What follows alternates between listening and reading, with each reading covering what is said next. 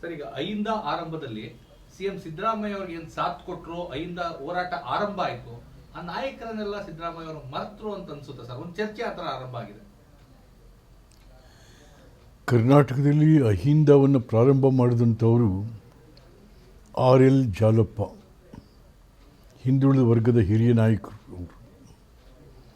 ಅದ್ರ ಜೊತೆಗೆ ನಮ್ಮ ಲಂಕೇಶ್ ಪತ್ರಿಕೆ ಕೆಲಸ ಮಾಡ್ತಂಥ ದ್ವಾರಕಾನಾಥ್, ಭಾಳ ಜನರು ಎಲ್ಲ ಸೇರಿ ಅಹಿಂದವನ್ನು ಕಟ್ಟಿದ್ರು.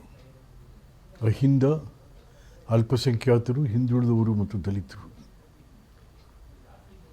ಅಹಿಂದ ಹೆಸರು ಹೇಳಿಕೊಂಡೇ ಉದ್ದಕ್ಕೂ ಕೂಡ ಸಿದ್ದರಾಮಯ್ಯನವರು ಅಧಿಕಾರಕ್ಕೆ ಬಂದರು, ಮುಖ್ಯಮಂತ್ರಿಯೂ ಆದರು. ಆದರೆ ಮುಖ್ಯಮಂತ್ರಿ ಆದ ಮೇಲೆ ಅಹಿಂದದವರು ಹೊರಗೆ ಉಳಿದ್ರು, ಹೊರಗಡೆ ಉಳಿದ್ರು. ಅವ್ರಿಗೆ ಯಾವ ಕಾರ್ಯಕ್ರಮನೂ ಆಗಲಿಲ್ಲ, ಅವ್ರಿಗೆ ಯಾವ ಪ್ರೋತ್ಸಾಹನೂ ಸಿಗಲಿಲ್ಲ ಅಹಿಂದದವ್ರಿಗೆ. ಸೊ ಹಾಗಾಗಿ ಅವರು ಅಹಿಂದ ಬಳಸ್ಕೊಂಡು ಅಧಿಕಾರಕ್ಕೆ ಬಂದರು. ಅವ್ರ ಅಧಿಕಾರಕ್ಕೆ ತೊಂದರೆ ಆದಾಗಲೂ ಕೂಡ ಅಹಿಂದ ಹೆಸರು ಹೇಳ್ಬಿಡೋರು. ಅಹಿಂದ ಸಭೆ ಮಾಡ್ತೀನಿ, ಅಹಿಂದ ಸಮಾವೇಶ ಮಾಡ್ತೀನಿ ಅದು. ಹಾಗಾಗಿ ಅಹಿಂದ ಅವ್ರು ಬೆಳೆಯೋದಕ್ಕೆ, ಬೆಳೆದಂಥದ್ದನ್ನು ಉಳಿಸ್ಕೊಳ್ಳೋಕ್ಕೆ ಸಹಾಯ ಆಗುತ್ತೆ. ಆ ಜನಕ್ಕೆ ಏನೂ ಆಗಲಿಲ್ಲ. ಇವತ್ತೇನಾಗಿದೆ, ಮಹಾದೇವಪ್ಪ ಅಹಿಂದ ಅಲ್ವೇ, ಜಮೀರ್ ಸಾಹೇಬ್ರು ಅಹಿಂದ ಅಲ್ವೇ, ನಮ್ಮ ತನ್ವೀರ್ ಸೇಠ್ ಅಹಿಂದ ಅಲ್ವೇ. ಏನು ಮಾಡಿದ್ರಿ ಇವ್ರಿಗೆಲ್ಲರಿಗೂ? ಅರೆ ನಮ್ಮನ್ನೇ ತುಳಿದ್ರಿ, ನಾನು ಅಹಿಂದ ಅಲ್ವೇ? ನಮ್ಮನ್ನೇ ತುಳಿದ್ರಿ ನೀವು. ನಿಮ್ಮನ್ನ ಅಧಿಕಾರಕ್ಕೆ ತಂದವ್ರು ನಾವು, ಕಾಂಗ್ರೆಸ್ಸಿಗೆ ಕರ್ಕೊಂಬಂದು ಸೇರಿಸ್ತವ್ರು ನಾವುಗಳು. ನಮ್ಮನ್ನೇ ತುಳಿದ್ರಿ. ಹಾಗಾಗಿ ಸಿದ್ದರಾಮಯ್ಯ ಅಹಿಂದವನ್ನು ತನ್ನ ಸ್ವಂತಕ್ಕೆ ಆಯ್ತೆ ಹೊರತು ಸಾರ್ವಜನಿಕವಾಗಿ ಏನೂ ಅದರಿಂದ ಉಪಯೋಗ ಆಗಲಿಲ್ಲ. ನಾಯಕರು ಜೊತೆಗಿದ್ದಂಥವ್ರು, ಹೋರಾಟದಲ್ಲಿ ಭಾಗಿಯಾದಂಥವ್ರು, ಸಮಾವೇಶ ಆದಾಗ ಜೊತೆಲಿದ್ದಂಥವ್ರು, ಸತೀಶ್ ಜಾರಕಿಹೊಳಿ, ನಿಜ ಎಲ್ಲಾನು ಕೈ ಬಿಟ್ಬಿಟ್ರ ಕೊನೆಗೆ. ಹೌದು, ಎಲ್ಲರನ್ನೂ ಕೈ ಬಿಟ್ರಲ್ಲ. ಏನೇ ಇರಲಿ, ಮಹಾದೇವಪ್ಪ ನಿಮಗೆ ಉದ್ದಕ್ಕೂ ಕೂಡ ಸಾಥ್ ಕೊಟ್ಟು ಬಂದಂಥವ್ರು. ಏನಾಯಿತು ಮಹಾದೇವಪ್ಪನ ಕತೆ, ಜಮೀರ್ ಕತೆ ಏನಾಯಿತು? ನಾನು ನೋಡಿದೆ ನಿನ್ನೆ ಟಿ ವಿಯಲ್ಲಿ. ಅಯ್ಯೋ ಜಮೀರ್ನ ಒಂಥರ ಅಸ್ಪೃಶ್ಯನ್ ನೋಡಿದ ಥರ ನೋಡ್ತೀರ ನೀವು. ನಿಮ್ಗೆ ಯಾರು ಸ್ವಾಮಿ, ಯಾರು ಓಟ್ ಹಾಕ್ತಿದ್ರು ಕೂಡ ಮುಸ್ಲಿಮರು ನಿಮ್ಗೆ ಓಟ್ ಹಾಕಿದ್ರು, ದಲಿತರು ಓಟ್ ಹಾಕಿದ್ರು, ಹಿಂದುಳಿದವರು ಓಟ್ ಹಾಕಿದ್ರು. ಕೊಟ್ಟಿದ್ದೇನೆ ನೀವು ಅವ್ರಿಗೆಲ್ಲರಿಗೂ, ಕೊಟ್ಟಿದ್ದೇನೆ. ಏನೂ ಇಲ್ಲ, ಬರೀ ಬೊಗಳೆ ಭಾಷಣ ಅಷ್ಟೇ. ಏನು ಸರ್, ಈಗ ಎಚ್ ಡಿ ದೇವೇಗೌಡರ ವಿರುದ್ಧ ಕುಟುಂಬ ರಾಜಕಾರಣದ ಆರೋಪವನ್ನು ನಿರಂತರವಾಗಿ ಮೊದಲಿಂದಲೂ ಸಹ ಸಿದ್ದರಾಮಯ್ಯ ಅವರು ಮಾಡ್ಕೊಂಡು, ಈಗ ಅವರೇ ಕುಟುಂಬ ರಾಜಕಾರಣದ ಒಂದು ಮೋಹಕ್ಕೆ ಬಲೆಗೆ ಸಿಲುಕಿದ್ರು ಅನ್ನೋ ಒಂದು ಚರ್ಚೆ ಮತ್ತೆ ಆರೋಪ ಕೇಳಿ ಬರ್ತಾ ಇದೆ. ಅಲ್ಲ, ದೇವೇಗೌಡರು ಕೂಡ, ಎಚ್ ಡಿ ದೇವೇಗೌಡರು,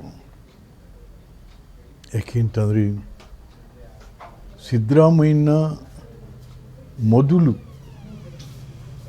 ಶಾಸಕರನ್ನಾಗಿ ಮಾಡಿದಂಥವರು ಮೈಸೂರಿನ ಒಕ್ಕಲಿಗ ಸಮುದಾಯದವರು. ಆವತ್ತಿನ ದಿವಸ ಕೆಂಪೀರೇಗೌಡರು ಅಂತಿದ್ದರು, DCC ಬ್ಯಾಂಕ್ ಅಧ್ಯಕ್ಷರಾಗಿದ್ದರು. ಇದೇ ನಮ್ಮ GT ದೇವೇಗೌಡರಿದ್ದರು, ಕೃಷ್ಣ ಮಾದೇಗೌಡರಿದ್ದರು. ಆವತ್ತು ಇವರನ್ನ ಜಯದೇವರಾಜ ಎದುರಿಗೆ ಇಂಡಿಪೆಂಡೆಂಟಾಗಿ ನಿಲ್ಲಿಸಿದ್ರು. ಕಾಂಗ್ರೆಸ್ ವಿರುದ್ಧ ಸಿದ್ದರಾಮಯ್ಯನ ಗೆಲ್ಲಿಸಿದ್ರು. ಅವರೆಲ್ಲ ಸೇರಿ ಗೆಲ್ಲಿಸಿದ್ರು. ಯಾವ್ಯಾವುದೋ ಪಾರ್ಟಿಲಿ ನಿಂತು ಭಾಳ ಸರ್ತಿ ಸೋತಿದ್ರು ಸಿದ್ದರಾಮಯ್ಯ. ಆದರೆ ಅವತ್ತು ಇಡೀ ಒಕ್ಕಲಿಗ ಸಮುದಾಯ ಇವರಿಗೆ ಕೈ ಹಿಡಿತು, ಇವರು ಗೆದ್ದರು. ಆನಂತರದಲ್ಲಿ ರಾಮಕೃಷ್ಣ ಹೆಗಡೆಯವರು ಇವರಿಗೆ ಸಹಾಯ ಮಾಡಿದ್ರು. ನಂತರ ದೇವೇಗೌಡರು ಸರ್ಕಾರದಲ್ಲಿ ಉಪಮುಖ್ಯಮಂತ್ರಿ ಮಾಡಿದ್ರು ಇವರನ್ನ. ಜೊತೆಗೆ ಫೈನಾನ್ಸ್ ಡಿಪಾರ್ಟ್ಮೆಂಟ್, ಹಣಕಾಸು ಇಲಾಖೆ, ಭಾಳ ಪ್ರಮುಖವಾದಂಥ ಇಲಾಖೆ ಕೊಟ್ಟರು. ದೆನ್ ಲೇಬರ್ ಡಿಪಾರ್ಟ್ಮೆಂಟ್ ಕೂಡ ಕೊಟ್ಟರು. ಈಗ ಉದ್ದಕ್ಕೂ ಕೂಡ ದೇವೇಗೌಡರು ಜನತಾ ಪಾರ್ಟಿಯಿಂದ ಇವ್ರನ್ನ ಬೆಳೆಸ್ಕೊಂಡು ಬಂದರು. ಬಟ್ ಆಗಿದ್ದೇನೋ ಅವ್ರಿಗೆ ಕೈ ಕೊಟ್ಕೊಂಡು ಬಂದರು.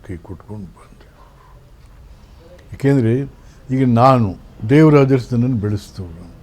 ನಾವೆಲ್ಲೋದ್ರೂ ದೇವರಾಜರ್ಸ್ ಹೇಳ್ತೀವಿ. ಒಂದು ದಿವಸ ಈ ಸಿದ್ದರಾಮಯ್ಯ ದೇವೇಗೌಡರ ಹೆಸರು ಹೇಳಲ್ಲ, ಎಲ್ಲೂ ದೇವೇಗೌಡರ ಹೆಸರು ಹೇಳಲ್ಲ. JH ಪಟೇಲ್ ಅದೆಷ್ಟು ಸಹಾಯ ಮಾಡಿದ್ರು ಇವರಿಗೆ. ಅವ್ರ ಹೆಸರು ಯಾರ ಹೆಸರು ಹೇಳಲ್ಲ ಇವರು.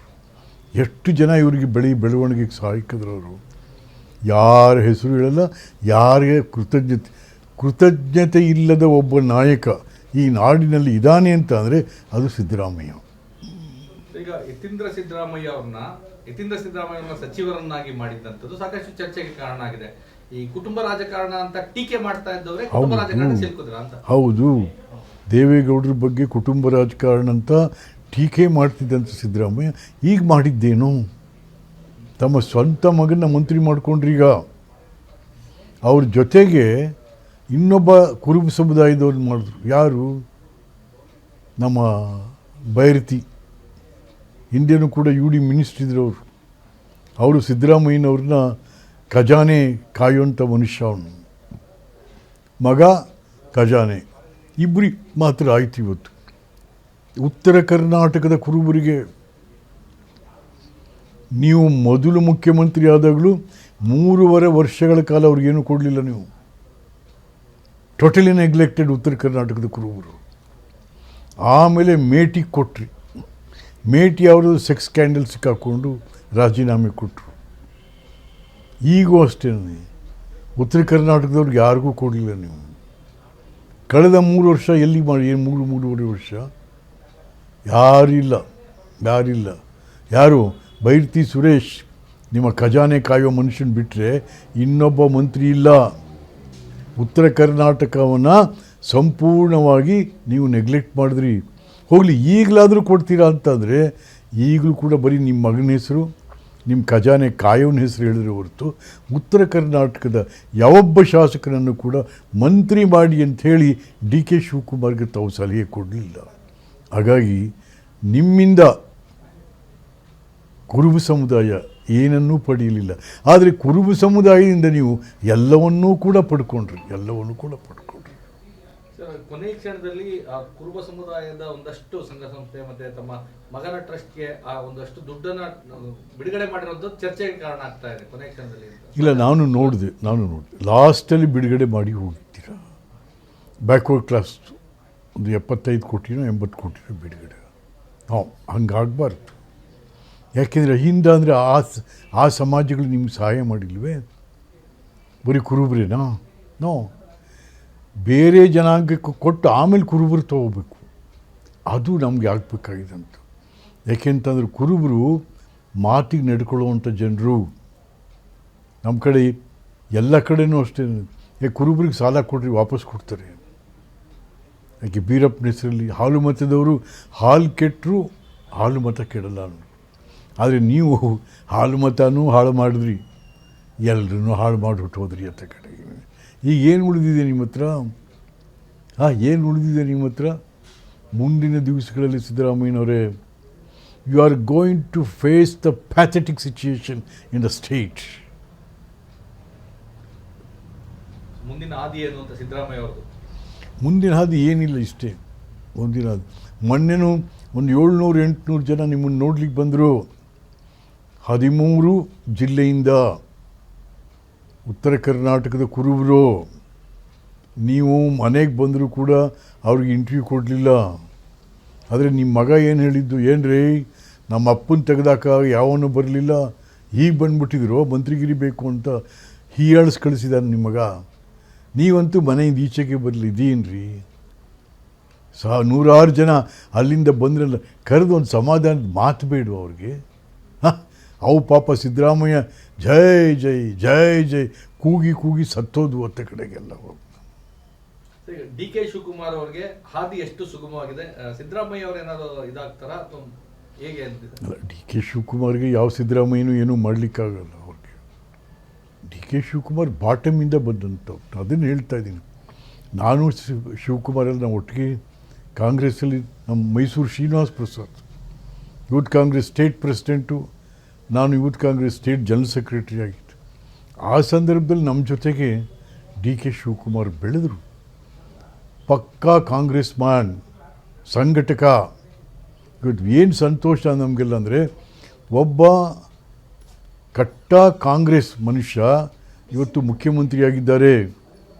ಮತ್ತೊಬ್ಬರು ಕಟ್ಟ ಕಾಂಗ್ರೆಸ್ ಮನುಷ್ಯ ಹರಿಪ್ರಸಾದ್ ಈ ರಾಜ್ಯದ ಪ್ರದೇಶ ಕಾಂಗ್ರೆಸ್ಸಿನ ಅಧ್ಯಕ್ಷರಾಗಿದ್ದಾರೆ. ಹಾಗಾಗಿ ಒಂಥರ ಸಂತೋಷ.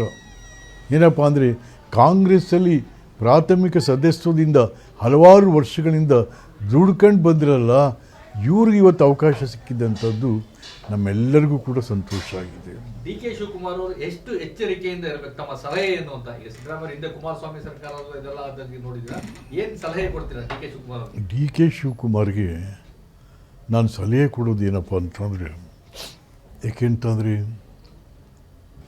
ಕಾಂಗ್ರೆಸ್ ಇದನ್ನು ಕಟ್ಟಿರುವಂಥವರು ಇಂದಿರಾ ಗಾಂಧಿ, ರಾಜೀವ್ ಗಾಂಧಿ, ಸೋನಿಯಾ ಗಾಂಧಿ, ರಾಹುಲ್ ಗಾಂಧಿ ಈ ಥರದವರೆಲ್ಲ ಕಟ್ಟಿದ್ದಾರೆ. ನೆಹರು ಪಂಚವಾರ್ಷಿಕ ಯೋಜನೆಯನ್ನು ಶುರು ಮಾಡಿದಂಥವ್ರು. ಅಲ್ಲಿಂದನೂ ಅವತ್ತು 33 ಕೋಟಿಗೆ ಅನ್ನ ಇರಲಿಲ್ಲ. ಅವತ್ತು 33 ಕೋಟಿಗೆ ಅನ್ನ, ಪಂಚವಾರ್ಷಿಕ ಯೋಜನೆಯನ್ನು ಪ್ರಾರಂಭ ಮಾಡಿ ನೀರಾವರಿ ಯೋಜನೆಗಳನ್ನು ತಂದು ಇವತ್ತು ನಾವು ಫ್ರೀ ಅಕ್ಕಿ ಕೊಡ್ತಾ ಇದ್ದೀವಿ, ಬೇರೆ ಬೇರೆ ರಾಜ್ಯಗಳಿಗೆ ಅಕ್ಕಿ ಕಳಿಸ್ತಾ ಇದ್ದೀವಿ. ಅಷ್ಟರ ಮಟ್ಟಿಗೆ ಸ್ವಾವಲಂಬಿಗಳಾದ ನಾವು ಆಹಾರದಲ್ಲಿ. ಅದಕ್ಕೆ ಪುಣ್ಯಾತ್ಮ ನೆಹರು.